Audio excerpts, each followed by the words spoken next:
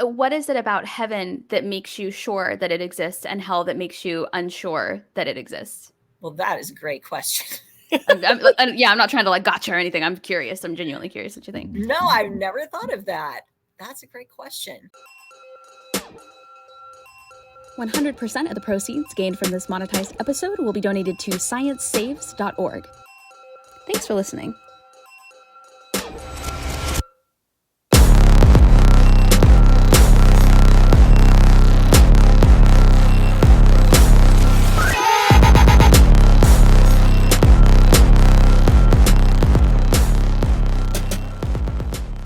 All right, Betsy Miller, thank you so much for joining me again on my podcast. For anybody listening, we recorded a whole episode. It was like over an hour last time, and then my computer crashed and I entirely lost it. So it was just gone. The good news is we have a lot better technology now, so it'll be better quality. But I'm just glad I got to talk to you again because I felt so bad about that. Me too. Yeah, I really wanted to get your episode out. So now I get the chance to do that again. So thank you for being on Not Once But Twice. Absolutely. Yeah. So why don't you just tell us a little bit about who you are and what you do and what faith-based, I suppose, we're going to be talking about tonight. Sure.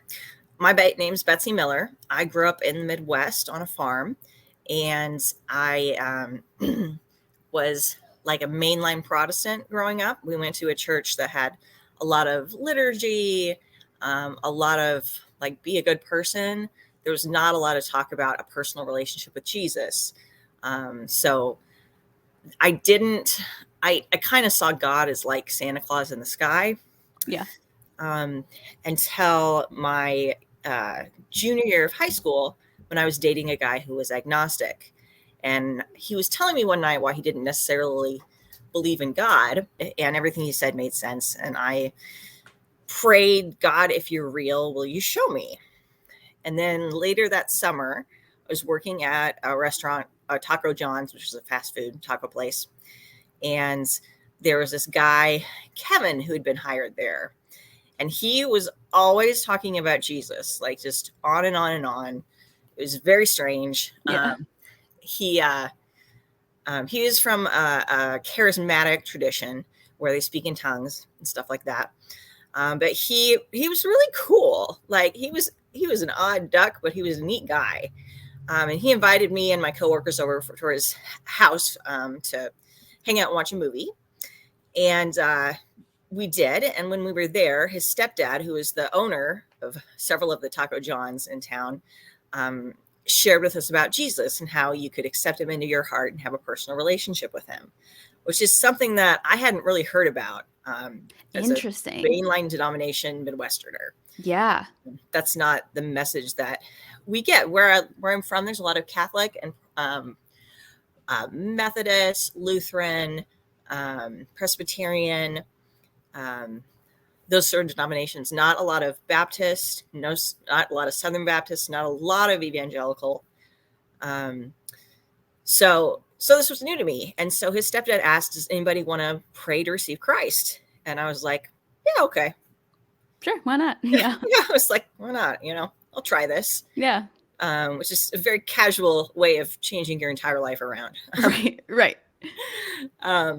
So I did pray. He asked me if I wanted to ask Jesus into my heart. And I said, yes. And asked for forgiveness for my sins. And I said, yes, I want that. And then after we prayed, Kevin said, well, in the Bible, it says you should accept Christ and then be baptized. So do you want to get baptized? And I was like, yeah, sure. Why not? And so at no point this seemed like a cult to you. You were just like, yeah, why not? It's pretty naive.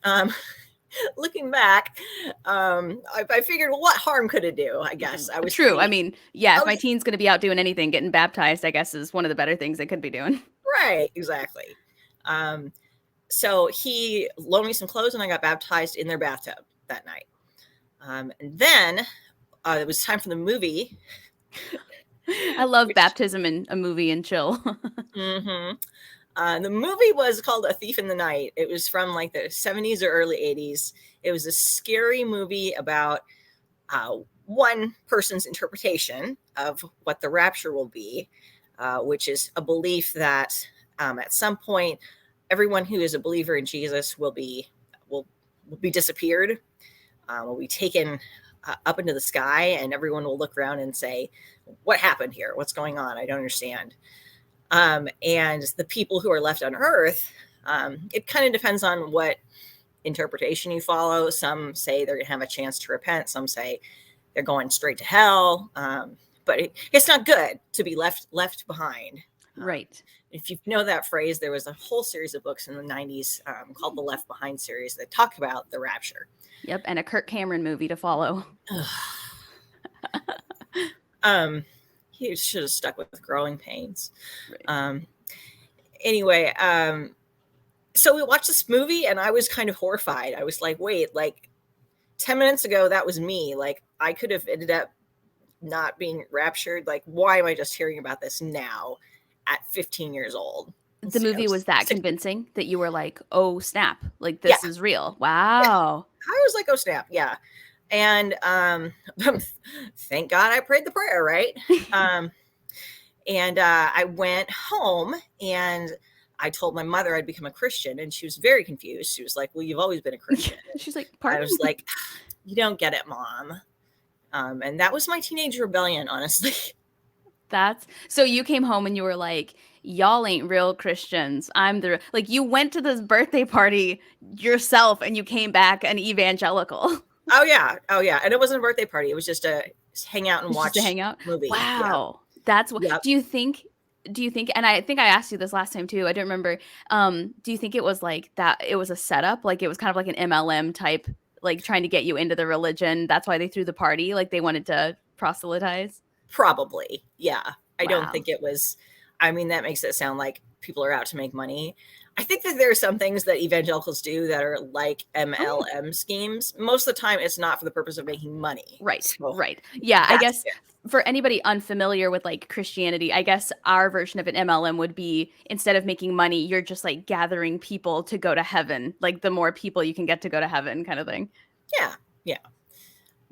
But yeah, there are a lot of similarities when you talk about multi-level marketing schemes and the idea of you want to share Christ with people to make disciples, and then you want those disciples to make disciples, right. And on and on and on. It's really, it's fascinating. It is. It would be disturbing to me, except I remember like, okay, we're not talking about money though. When money gets involved, like that's a problem. Right. And so you, as a teenager, you were a newfound evangelical Christian. And did you, at the time, do you feel like you really knew what that meant?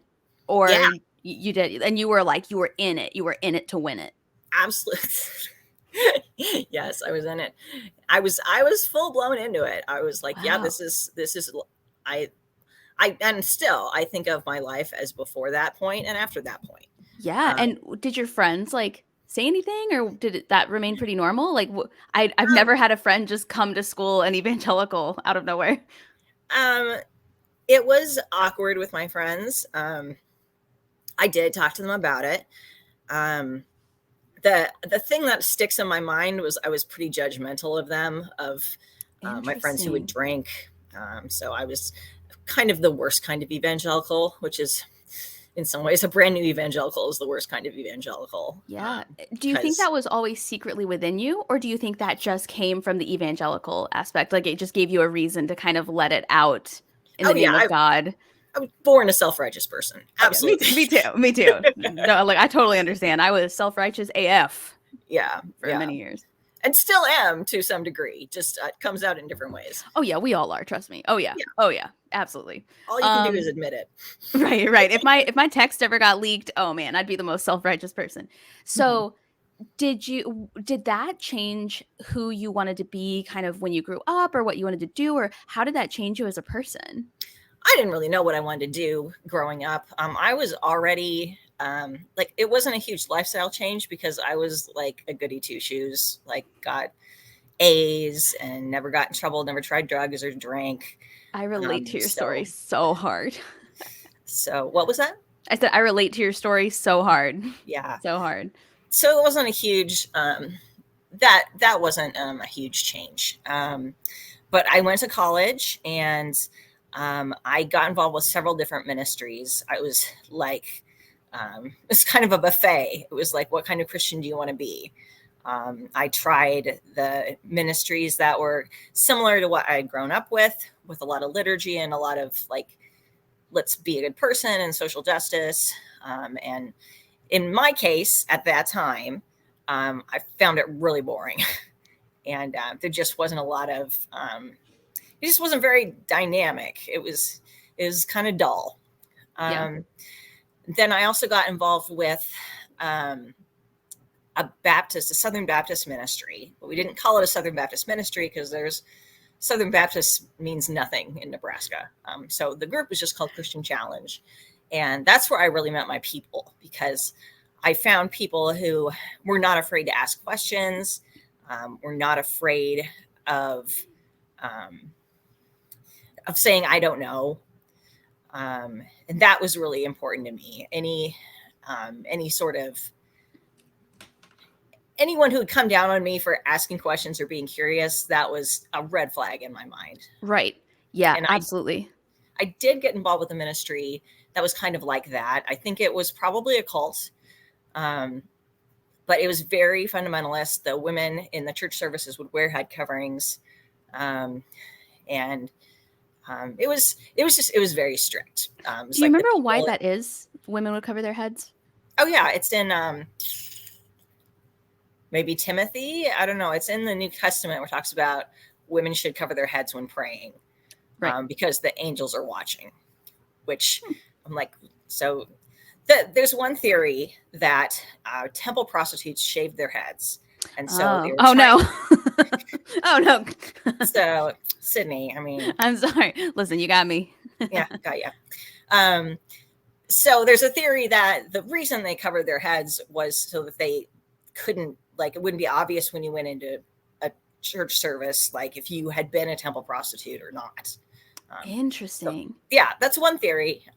It's complicated. There's a lot of, it's one of those, like, I don't know. And it made no sense to me. Yeah, absolutely. And so did the university you go to, was that a religious school as well? Was it considered a Christian university? Okay. So you just got involved with the ministries on campus. Yeah. Mm-hmm. Interesting. Yeah. And where did that take you? I got more and more involved with ministries as I got more through school. It changed my perception about what I wanted to do with my life. It changed my perception about dating. I did the whole purity movement, I kissed dating goodbye thing. And which I'm sure a lot of people have talked about on your podcast in the past. And then when I graduated, I decided what I wanted to do with my life was work for a college ministry. So I did spend a year in my major. I worked in broadcasting for a year. Wow. But the plan was always to raise money to go into ministry. And this is where the multi-level marketing thing comes back in. Because the way that they had us fundraising was kind of similar to that. We were supposed to, they had this whole platform, this whole situation where you brainstorm all these people that you know, and you call one and you ask to meet with them, and you do a little presentation and ask them to give money, either like monthly or just a one-time gift. And then you ask them, do you have any friends who might be interested in this too? And so then you go to those friends, and then you go to those friends, etc. Oh yeah, it's very similar. Very similar. It's the same thing, except the people up the chain are not getting the money. Right. Right. Exactly. So, it's all helping you go abroad, or. Well, this wasn't to go abroad. This was to stay stateside. Got it. Basically, do ministry in the United States, because they can't afford to pay all the college ministers. Right. No, totally. And so during all this, what was your family thinking? Were they kind of used to your evangelical self now? Like, how were they taking all this in, that you'd become this person and you'd stayed with it? That's the wild part, is you'd really hung on to it. Yeah. They were thrown. And they weren't super critical. I think my parents, were like, well, if she's going to rebel, like, right, at least she's going to church. She's going to church, yeah. Right. And so I was worried about my family, about like their eternal destination. Wow. That is very disturbing. That is, yeah. But it's also like, as somebody who has been there before, like, it's real, Oh, yeah. right? Like, we can joke all we want about, like, "Oh, I was so judgmental," but, like, the fear was real, Oh, and yeah. the terror that your family was going to burn in hell forever is real, you Mhm. know? Mhm. That's so scary. It was. It's traumatic. And but the thing that they most objected to was the raising money thing. Like, you have a Right. college degree, you should go out and earn money. Totally understand that. But also, I think there's, there's things that need to get done in the world that aren't going to be profitable. So Right. whether that's, you know, um, taking care of AIDS patients or sharing about Jesus. Right. So, I mean, I don't think that's a reason to not give money. Because you can't, I don't think not being able to make something profitable is not a good reason to not raise money for it, if that makes Right. sense. Yeah. So I worked on staff with Christian Challenge for 9 years, and I loved it. I was never able to raise enough money to go full time. I taught aerobics on the side, but it was fantastic. It was kind of like being a college student and doing the social aspects of college, and not having to go to class. And so Interesting. fantastic. I was, poor, but you're poor out of college no matter what. So what was it you were doing instead of class? What was it that you were out there doing with the money and, like, using it to do? There's a lot of different things. We would do Bible studies at night. The students led the Bible studies. We would coach them. We put on events. We put on a weekly meeting with music and worship and a message. I met one-on-one with a lot of women, kind of like counseling, but like not nearly like that level of professionalism and expertise. Right. More like mentoring, somewhere between mentoring and counseling. And yeah, we planned events, we did retreats, that sort of thing. It was awesome. It was an amazing career. I wish that I could have done it forever, but So the career ends when the money ends, basically? it's not so much that. It's that the reason I stopped doing it was I met my husband, and then working for a ministry like Christian Challenge, it's very odd hours. You're gone a lot in the evening. And my husband had more of a 9 to 5 job. And I was like, if I ever want to see you, Yeah. it's going to be hard for me to do this job. And I was Right. kind of burned out at the time anyway. So I quit at that time. It was kind of a good place, good Yeah. time and place to step off. Yeah. And why is it called Christian Challenge? I think there's a lot of answers to that question. Just the idea of challenging yourself as a Christian or challenging yourself to consider Christ. There's not like one right answer. Yeah. Okay. And so how long did you do that for? Did you say? 9 years. 9 years. Wow. That Yeah. is a wild amount of time. And so you meet your husband, and do you meet him kind of at the tail end of that 9 years, midway? Yeah, we met online when I was in my 8th year of doing ministry. He lived in Colorado and I lived in Nebraska, and I put on my dating profile that was not interested in anybody who didn't live in the Midwest. And this guy lived far away, and he wrote me anyway and said, I understand if I never hear from you again, but you're just so attractive to me. I want to let you know. And then I'm like, well, I guess I'll write to you. Okay. So now we're married. Yeah, I was going to say it worked out.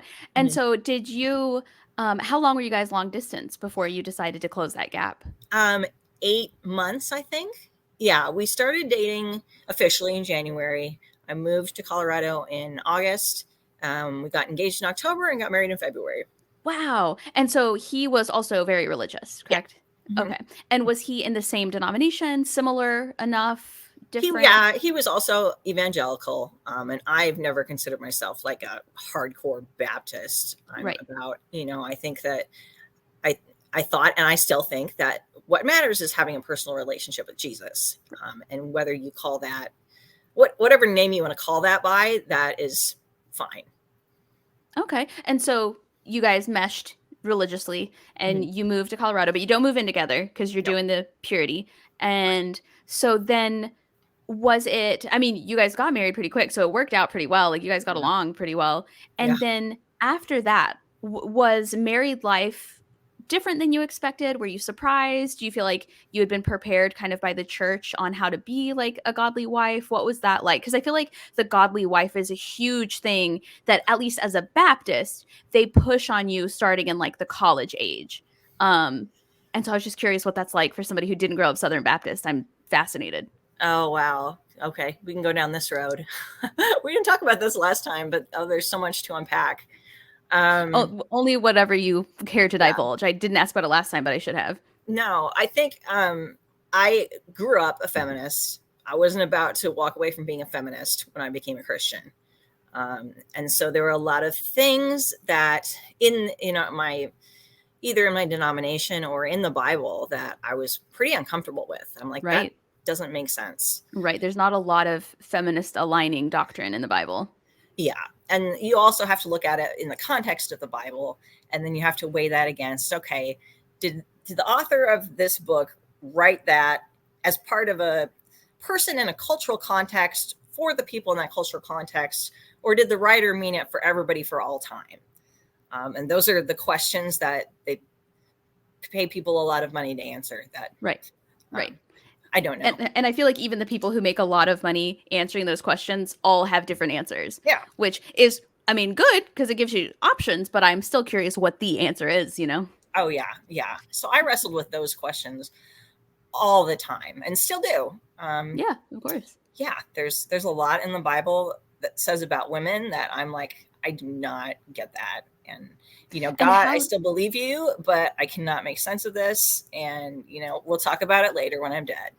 Yeah. And how do you, just out of curiosity, how do you personally reconcile that? Like, how do you decide what parts you are going to advocate for and what parts you're going to kind of just leave to the wayside? Well, I think there's a lot of ways to basically what you're talking about is how do you decide how to interpret scripture? Yeah. I pray about it. I use logic. I use resources. I look stuff up. I talk to people. I also have a gut feeling. There's been several things in my time as a Christian where it seemed like the Bible was saying this and the research was saying this, but logically I'm like, I can't get on board with that. And for a long time, I thought, well, you can't trust your brain. You can't trust your logic.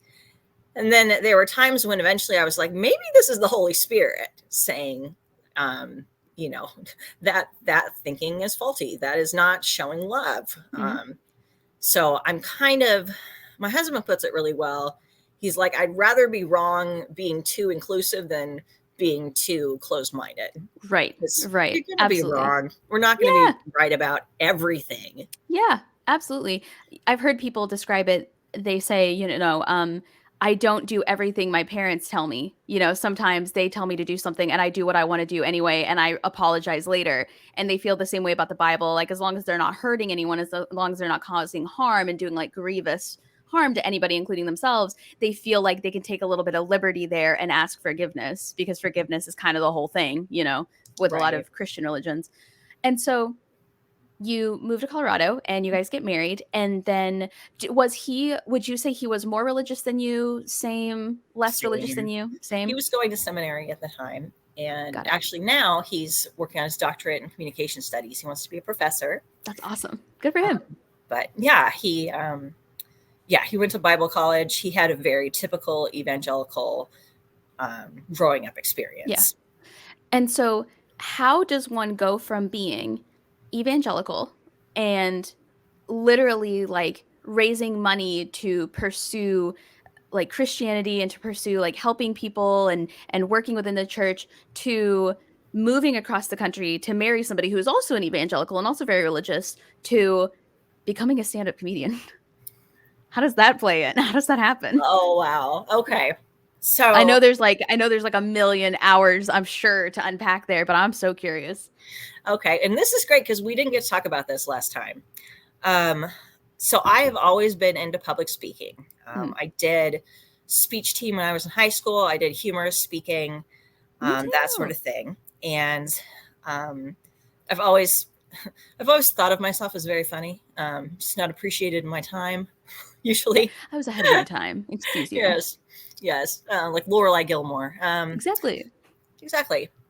And after we'd moved to Nebraska, and we'd had a baby, and I was at a church women's thing, and this woman was preaching to the group of women, and I Which in said, Baptist is gasp, not allowed.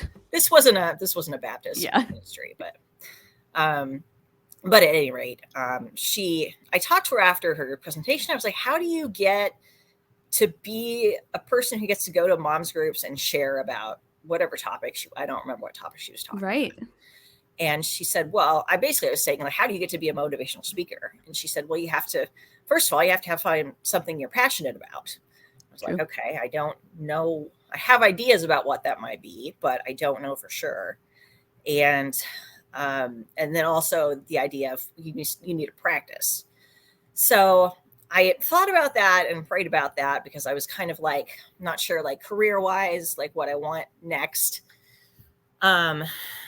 And I went to a stand-up comedy show in my hometown.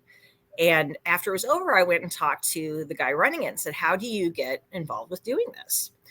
And it occurred to me that I didn't know what I wanted to talk about, but I could certainly practice my public communication skills. Yeah. So he said, well, what you do is you show up at this bar at 10:30 on a Monday night, and you do 5 minutes. That sounds about right. It is, but I was like, I had had a baby 5 months before. And so initially I was like, that is not going to work with my lifestyle. But then I realized that totally works with my lifestyle, because this kid is up like all hours of the night. Like, I might as well breastfeed her in the bar. Like, did you actually do that? Oh yeah. I took her to my second open mic, and I'll never forget my first time meeting one of my comedian friends. How did I had my baby in the car seat, and I was like, I have to go to the bathroom. We just keep an eye on her, make sure she doesn't walk away. Total joke. She's like 5 months old. But my new friend was like, she totally thought I was serious. She's like, that was so far away from, her life was so far away from being a mom that she didn't even realize that, newborns can't walk. Right. I don't know how I didn't know this about your story. You're right. We didn't get to this before. So what did your husband say about you taking the baby to a bar? He was fine with it. I mean, if you think about it, there's nothing really wrong with bringing a baby to a bar. You're not going to give them shots or anything. Right. I mean, no, I can't think of anything either, except, her fake ID to get in, I guess. Right. Yeah. So that's why. So how often were you going to mics like that after the first one? I went a lot of weeks. I didn't usually take my daughter, but I would often show up at the mic and say, hey, can I go first before my daughter, like my husband calls me and says, your daughter needs your boob, because at the time, like, she wouldn't take a bottle. It was so frustrating. So they were really accommodating of me. That was really nice. That's awesome. Yeah. So then you did open mics, and then that, in the way that it does, kind of transitioned into showcases, right? And so for anybody listening, the difference between an open mic and a showcase is an open mic, you show up, you sign up, you go, you do between 3 and 4 minutes, maybe 5 at the really good ones. Everybody there is also a comedian. You don't get as many laughs at all because everybody's focused on their own set. They're all writing. They're all talking to their friends. Where a showcase is, you're booked, people likely paid to be there, or they have to buy like a drink or something off the menu at the venue. There's a set lineup of comics, usually 4 or 5. Nobody else gets to go. You get to do more time, and it's considered a more kind of professional event. It's not, let me test this out and see how it goes. It's, I need to have prepared before getting on stage. And so did you just catch the bug? Was it still a public speaking thing for you? I loved it. I loved it so much. I loved the writing process, and that's always been true. I just didn't have an outlet at all times in my life. I love the writing process. I love the trying stuff out on stage. I think I'm a much better writer than performer. Interesting. Some people like one more, some people like the other. Yeah. I'm a writer person, I think. And I loved it. But I still wasn't sure, like, okay, now I'm practicing the practical skills. I'm not sure like what my message is. And so this is where feminism comes into play. Okay. As we've talked about, I always wrestled with the things that the church and the Bible has said about women. I kind of felt like, because I came from a feminist perspective, and I was like, I had this mentality that like misogyny was intentional. Like, this is men being jerks saying we are better than women. And then when I got to evangelicalism, I was like, well, I can see why they're saying some of the things in the Bible. Like, I can see why, like, the big fear in evangelicalism is you're going to get something wrong. And if you get something wrong, then everything falls apart. Right. And so they talk about the Bible is infallible. The thing is, they're not really saying the Bible's infallible. They're saying my interpretation of the Bible is infallible. Or taking the Bible literally. It's like, no, you're taking the Bible literally according to how you understand it. Right. You're taking your version of the Bible literally. Right. Because the Bible is full of, it's not a textbook. It has poetry and allegory and letters and law and all this stuff. So you can't look at a passage in the Psalms that says something like, my mother, or you knit me together in my mother's womb, and say, well, that was literal. Like, God actually had like these size of needles and he knit baby together. And so you can't, it's not, that's just not literal. And theology is trying to figure out what is literal and what isn't, and what are the implications of that. Right. So anyway, I thought to myself, okay, I don't think evangelicals dislike women or think women are inferior. I think they're just kind of stuck with these passages and they don't know what to do with it. And they're just doing their best to figure out how to interpret it in a reasonable way. And it's the fear of being wrong. And so that's why we have stuff like, women can't be pastors in some churches, or women are supposed to wear head coverings in some churches. It's people are doing the best with a text because they're scared of getting it wrong. Would you say, though, that there might be aspects of like certain denominations that are trying to use the Bible to keep women down and to restrict women's ability to preach and learn and do things? Or yes, I think some people are actually assholes. Yeah, definitely. Where like they're less focused on Christianity and more focused on just control, I think. Right. So 2016 happens. Wow. I am a liberal. I was horrified by Donald Trump. And I was especially horrified in October when the Access Hollywood tape came out, and he said all those disgusting things about grabbing women by their pussy. And when women came forward with allegations that he raped them or sexually harassed them, and I thought, okay, surely evangelicals who've been telling me my whole life to be pure and wait until you're married to have sex, and, we need to be respectful of women and not pressure them for sex and that sort of thing. Surely these people are going to say, no, Donald Trump, like, that's not acceptable. And they didn't. 85% of evangelicals voted for Trump, I think, or maybe it was 85% of female white evangelicals voted for something stupid. And so I felt so betrayed. I felt like, you guys are assholes. Yeah. Like, you're not stuck with a book that you can't understand and you don't want to get it wrong. You just are assholes. Right. Like they had the opportunity to use that to be like, no, that's not what we stand for. That's not what this means. And instead they ran for, okay, that works for us if it works for you, which is wild. And I have to remind myself that, like, they were putting up with a lot of insanity. Like, Donald Trump made fun of John McCain for being a prisoner of war. Like, that's like, the holy Trinity of Republican is literally that's like of war. It's like if they would let him get away with that, they'll let him get away with anything. Like, you cannot be more American than somebody who served for this country and was a prisoner of war and ran for president of the United States. Right. And Yeah. so you are a liberal feminist. Mm-hmm.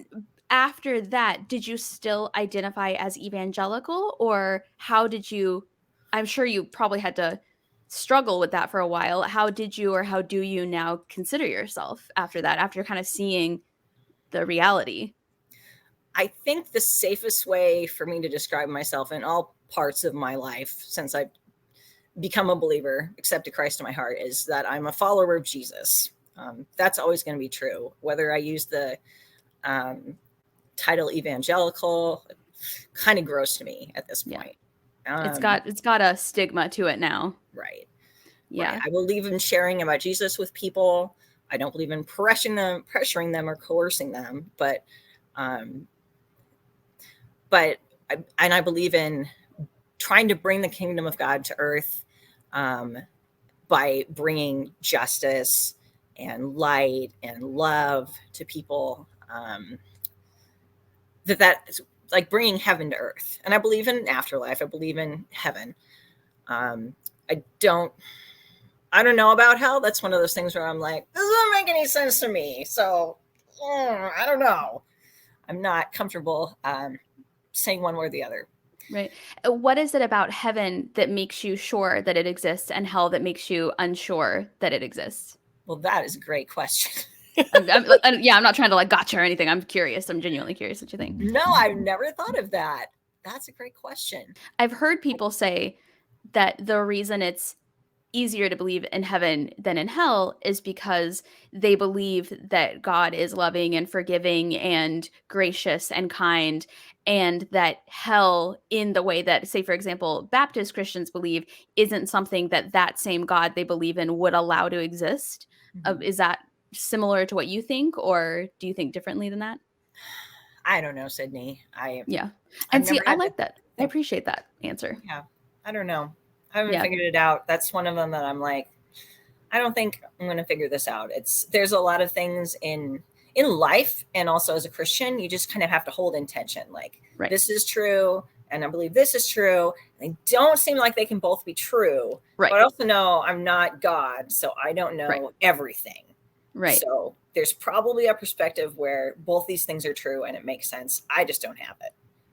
And do you think that is an understanding that a human being can reach? Or do you think part of Christianity is always searching for that answer and potentially never seeing it in their heavenly lifetime or their earthly lifetime?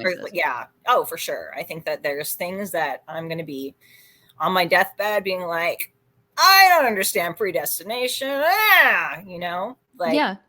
And that's okay. I don't have to figure everything out. I just need to follow, like, pray and read my Bible and listen for God in what he's doing in my life and what he's telling me through my friends. Like, I just have to pay attention. I don't have to get it exactly right every time. Yeah. And are there any negative aspects of the Bible that you believe are true, even though you're not a fan of them? Is there any part of the Bible where you're like, this sucks, but I still think this is the truth?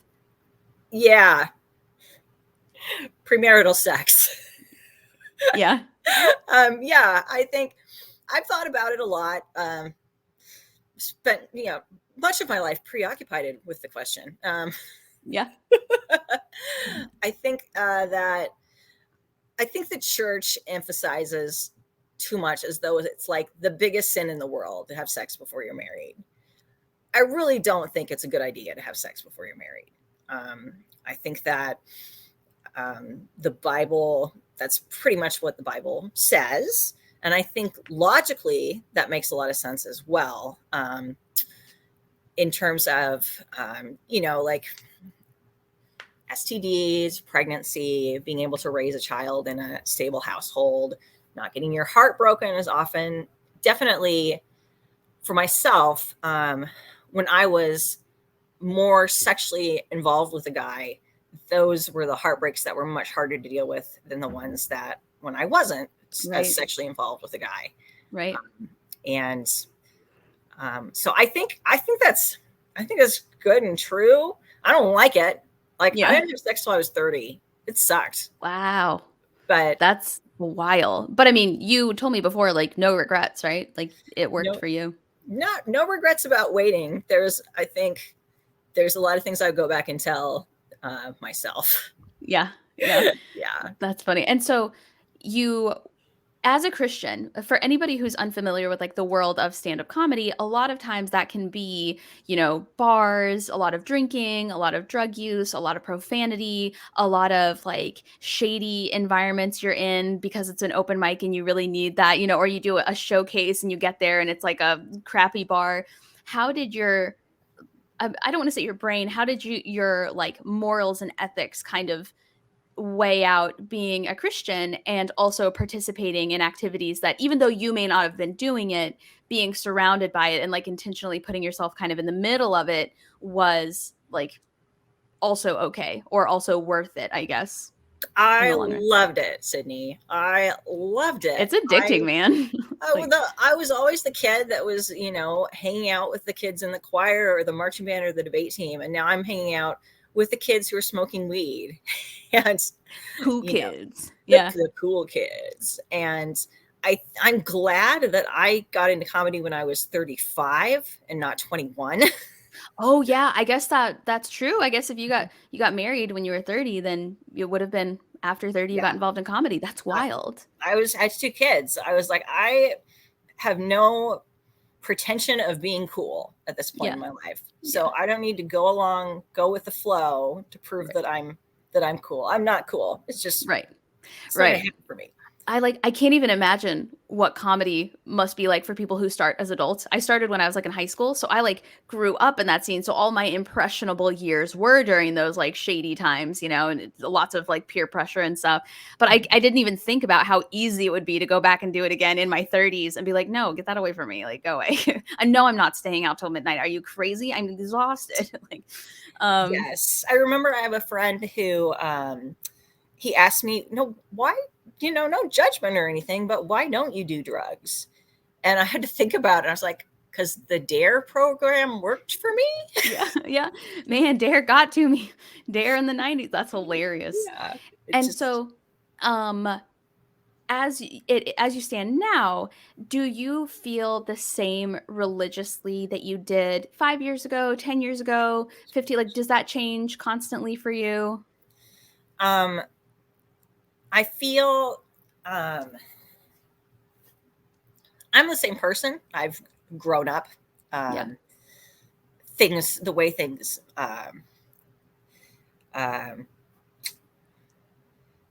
the way my theology expresses itself in regular life is not exactly the same.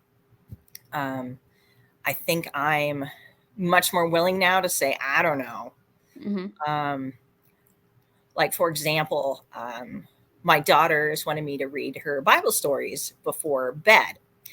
And as I've been reading her Bible stories, I've been like, these stories are kind of messed up. Like, I'm not really comfortable telling my daughter about how they marched around the wall of Jericho and then killed everybody. And so I've had to wrestle with, okay, what does this mean for how I raise my kids? And do I tell these stories? And if I can't tell these stories to my kids, then what does that say about the Bible? And what does that say about my religion? Yeah. I'm a lot more comfortable saying, I don't know, but my faith is my foundation. And those questions are things that are on top of the foundation. And I can work with that without being afraid that I'm just going to lose my faith. And I think that's where the fear comes from for evangelicals. They think if I question things, I'm going to lose my faith. And I have no time for that sort of mentality, because it's like you're excusing intellectual dishonesty. Yeah. And what do you think, going kind of back to the stories, what do you think that says about the Bible when the stories in the Bible can't be spoken to children? Do you think it's that they're not old enough, or is it the content is truly disturbing? Like, which way do you view it? Yes. Okay. All of the above. See. Yeah. Maybe I'm not old enough to understand it. It's that thing again of like, I know this is true about God, but also this is what it says in the Bible. It doesn't seem like both these things can be true, but maybe I just don't have the perspective. Right. Right. And I So, know that there are a lot of people who view stories, and I was similar to this when I was my most religious, where I viewed the stories of the Bible similar to Aesop's fables, where mhm. like I did not think that a tortoise and a hare raced and that one won, but I got the story that they were trying to convey through, and I felt the same. Well, I felt the same way about Jonah and the whale until like I got swallowed by a whale in like 2018 and spat back out on the beach. And then I was like, oh, maybe that was a true story. Like, holy crap. Oh. But I know that I viewed it that way, where it was like, I don't think all of these stories are literal. I think there's a message we're trying to be taught through this message. Like, was Esther real? Probably. Did it happen the way that it happened in the story? Maybe not, but I get the idea behind the story, Mhm. similar. Yeah. Is that like, do you feel the same way, or? Yeah, I think that again, theology is trying to unpack, okay, what do I believe specifically about how literally to take this, and why do I believe that? I think that what you're saying about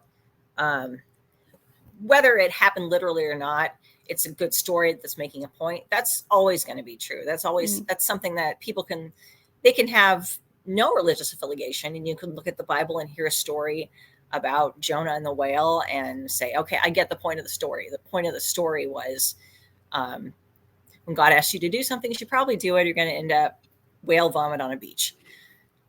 Right. Anyway, I wanted to go back to feminism and sexual harassment, because so I was pretty devastated. I think that was the thing that shook my faith the most about evangelicalism, was when I saw that evangelicals were supporting a man who bragged about sexually assaulting women. Yeah, and probably people you were really close to and you had up until then had respect for. Most of the people I was close to weren't that kind of Christian. That's like good. They might have voted anyway, but like while holding their nose. Yeah. But do you think that's just as bad though? yes, I was going to say, I feel like that's just as bad. Yeah. Yeah, I don't think that's better. Anyway, so I thought this is something I was really passionate about, is feminism and women's rights, and like being anti-rape and abuse and harassment. And so I was so disappointed. I was like, well, I guess I can't trust evangelicals to care about women, but I can trust Democrats to care about women, right? And then in the 2020 election, Joe Biden was accused of sexually harassing, I'm going to say Lucy Morales. I'm not sure what her last name was, but she was a candidate for office in the Southwest, and he came to stump for her, and they were backstage, and he went behind her and kissed her on the back of the head, and they didn't know each other at all. And she was Lucy Flores. She was totally creeped out. And if you look at that, it's like, that's sexual harassment. Like, yeah, absolutely. A man is not entitled to do that. But that story didn't really dissuade voters. And then he was also accused of rape by a woman named Tara Reid, not the Tara Reid who's right, like, not the Tara Reid, yeah, different Tara Reid. And people wouldn't pay attention to that story either. And I was so disgusted, because I was like, okay, either you're for women and you're not okay with them being treated shitty, right, or you're just using them as a political tool, right, and you're okay with your guys treating them terribly. Yeah. And so I actually had a friend who was a comedian who was like, I don't know if I can respect you if you don't vote for Joe Biden, because then you're throwing your vote away on Trump. And I'm like, well, actually, all the Trump voters are saying, if I don't vote for Trump, I'm voting for Biden. And I'm actually voting for a third party. So I guess my vote just counted 3 times. But that kind of entitlement, like Joe Biden is my friend being like, Joe Biden is entitled to your vote because you should have loyalty to all these groups of people, even though nobody's entitled to your vote. Exactly. No. Even though Joe Biden it sounds like he's horrible to women on a personal level, not necessarily on a political level, but right. Right. I'm like, I would rather vote for someone of high quality character that I disagree with than someone of low quality character that's going to do the things that I want. Right. There's Absolutely. there's people who are like, they're one issue voters and their issue is abortion. I'm a one issue voter, and you can't be accused of raping or assaulting or harassing someone. Just like that's right. You get one president at a time. I think that's like permission to play.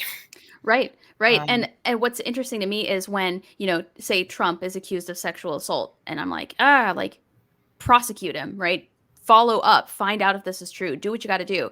And then Biden is accused of sexual assault. People are always surprised when you're like, prosecute him, do what you got to do, follow up, find out if this is true. Like, just because somebody is the same party that I identify with, if I'm holding one accountable, I'm holding the other accountable. Like, okay, right. So he goes to jail. Like, I don't know, did you think I was just gonna, but I think you're right. I think a lot of people, it is easier to say, well, I just think this one's more guilty than that one.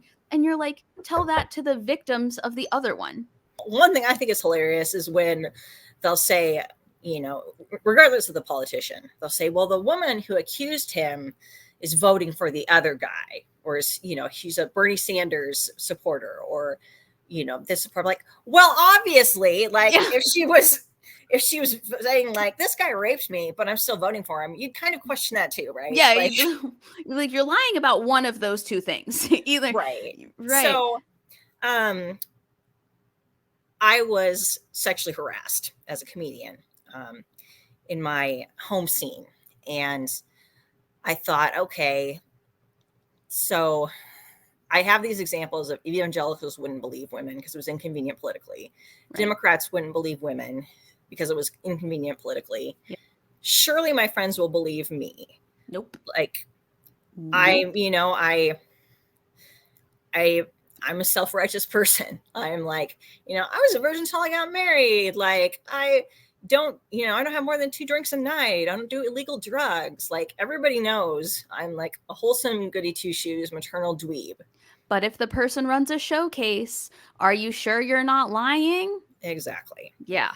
So that was heartbreaking. Yeah. That is seriously the most devastating thing that's ever happened in my life. Right. Was to come forward about this guy sexually harassing me and have my friends initially say, oh, that's awful, I'm sorry. And then I say, please don't work with him anymore. And they're like, but I'm headlining next weekend. Right. Or I don't know. It's complicated.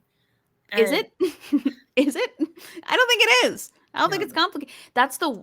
That's so frustrating, especially when it's like a small local person like that. Like if people can come out against the president of the United States and tell their story, like, why is it so difficult to come out against the showcase runner at the, barbecue bar? Why do you guys care so much? Like the same people marching on the streets during the Women's March are like, but he's going to pay me to headline next weekend. Do you mind? Like, it's so, I don't want to have to replace somebody. Like, are you sure I can't? Yeah. Gross. It broke my heart. Right? Right. Yeah. So absolutely. On one hand, it's like, well, comedians aren't any better than evangelicals. So I guess no, but truly though, I mean, a hypocrite is a hypocrite, right? And somebody out in the streets preaching, whether it's about God or whether it's about feminism and trust women, if they are lying, and if it comes down to, maybe they don't even think they're lying, but if it comes down to taking physical action that other people can see you take against now it's your time to step up and do something that you said you always going to do. If you back down, that makes you a shitty person. It makes you a bad person.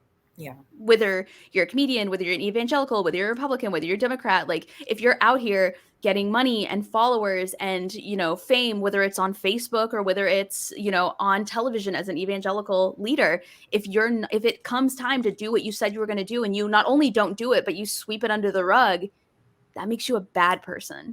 Yeah. And it's sad. Yeah. It's terrible. So what would you say then? Because I'm sure this probably, maybe it comes up, maybe it doesn't.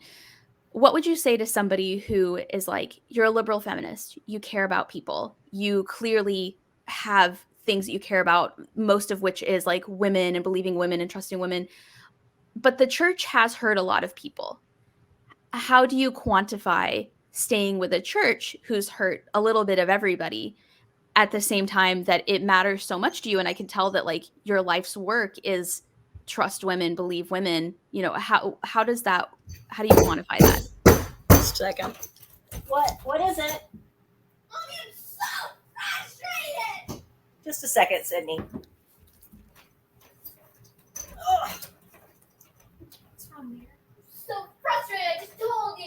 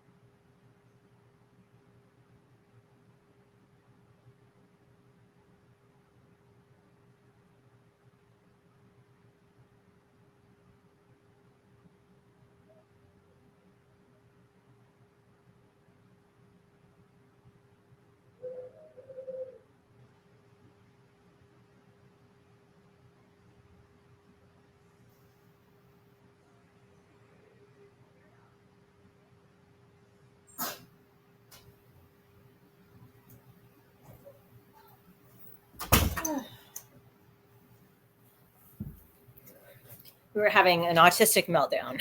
Oh no. Yeah, poor kid. Yeah. Yeah. So how do I reconcile everything I'm passionate about with the record of the church? That's another one of the tensions. Like, the Bible is pretty clear about that the church is Christ's bride, and the bride is kind of a whore. So it's really disappointing. It's awful to see, but as a believer, like, I recognize that people are screwed up and messed up and sinful. And so I can't be surprised when people act that way. It sucks. Like, I don't want that. But as I've thought about how to cope with the way I was treated by my friends, it has occurred to me, like, you kind of have to forgive the world for being messed up. I think that's how I get there. I'm like, we're not pretending the world isn't messed up. It is. And that includes the church. And that doesn't mean we stop trying. Mm-hmm. Are there any aspects you could not forgive? Like, are there any aspects where you're like, that's too far, I'm unwilling to forgive or quantify this one? Maybe. I don't know. I haven't thought of one. But the interesting thing is, I started doing comedy thinking, I feel like God has like some future for me doing something, like speaking about something that I'm passionate about. And right now, what it looks like that thing is sexual harassment. And in a very messed up, twisted way, God has used my stand-up comedy journey to prepare me to talk about sexual harassment. So I'm working on writing a book. I'd like to be an activist that educates people about sexual harassment, because there's so much. People don't want to hear about it or talk about it, and then they won't be educated about it, and then they continually don't want to hear about it. Right. Right. It's so frustrating. It's like a cyclical hell. Yeah. So it's a bitter twist of irony. I feel like this was God met me on the road to where I thought I was going, but I'm totally ending up in a different place. And so it's hard. I'm dealing with I'm working through it emotionally. I'm not there yet, but I feel like God is going to use it for good in the end. Yeah. Yeah. Do you believe what a lot of Christians say when they say that God doesn't give his followers more than they can handle? Do you think that's true? I think that God always gives us more than we can handle. That's why we need God. Yeah. Yeah. I've never heard that take. That's interesting. Yeah. Yeah. Like we wouldn't need God if we could handle everything ourselves. Seriously. I think that's, yeah. So, what would you say then to someone who is on the fence about maybe they are religious and aren't sure if they want to stay religious? Maybe they are religious, but they are also struggling answering those questions like, how do I stay religious when this is what I might be um, supporting? You know, maybe somebody is leaving the church. Like, what would you say to somebody who's a little bit lost right now and needs help trying to decide what to do next? I guess I go back to whenever I'm confused about faith, or I'm like, was this all a multi-level marketing scheme that got me into this religion? I think about the fact that I asked the universe, God, if you're real, will you show me? And this is the answer I got. And it'd be kind of crappy to say, okay, what's the answer? And the universe comes back with the answer. And then I'm like, I don't believe you. Yeah. I need a different one, please. Yeah. That was just my imagination. That one is somewhat more difficult than I expected. Right. So I guess I would say to that person, just ask the universe that question. Like, whatever question you have, is there a God? Is this right? Is this right? And trust that if there is good in the world, you will be led to the right answer. And if there's a malicious being in the world that's going to make you go to the wrong answer, well, that sucks. But yeah, we're all kind of screwed in that case. So yeah. Well, Betsy, thank you so much for your time. Again, I want to be respectful of your time this evening. I have so many more questions for you, so I would love to do like a part 2 sometime. Yeah. Because the more we talk, the more questions I have, but I know I would take up your whole evening. So I just wanted to say I really appreciate you sharing your story and being very honest and straightforward. One thing I've always appreciated about talking to you is you have given the answer that was honest to you, not the answer that you thought I wanted to hear or that you thought like I would like the best. You're very honest and straightforward. And I feel like you wouldn't think that was very difficult to find in people. And it surprisingly is. There's a lot of people who change their opinions and their thoughts based on who's listening. So thank you for that. And thank you for your time twice.